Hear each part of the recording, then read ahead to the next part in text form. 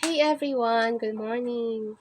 For today's video, may i-share lang ako sa inyo na konting tip na base din siya sa nangyari din siya sa akin para sa mga content creator dyan. Sa pag-a-upload natin pala ng mga videos sa Facebook, dapat pala may mga sinusunod tayo. Kasi nangyari siya sa akin, nag-a-upload ako ng mga videos. Noon, okay lang yung viewers niya. Tapos, nagsunod-sunod siya na nag-upload ako na nagtataka ako bakit konti lang yung views niya at parang pantay lang yung mga viewers niya. Hindi siya tumataas yung viewers niya. Nagtataka ako. Yun pala kasi may nagsabi din siya sa akin at saka totoo nga din pala. Totoo nga talaga siya kasi na-prove ko siya.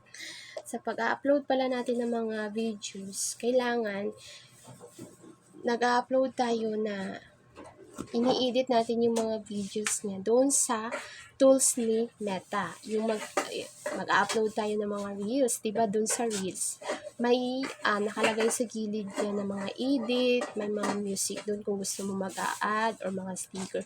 Dapat doon tayo nag-i-edit. Hindi tayo dapat pala nag-a-upload ng mga videos na naka-edit na siya, may music na siya. Yung ini-edit natin siya sa ibang app, tapos ina-upload na lang natin doon sa Facebook. Ayaw ni Meta ng ganun. Gusto niya, ang ina-upload natin, original na tayo mismo ang nag-i-edit doon sa tools niya para mapansin niya yung video natin at para ma-boost niya o malagay niya sa FYP niya.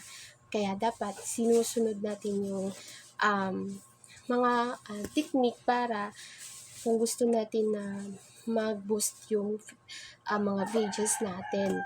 So, kaya yun, sana nakatulong sa inyo yung konting tip ko.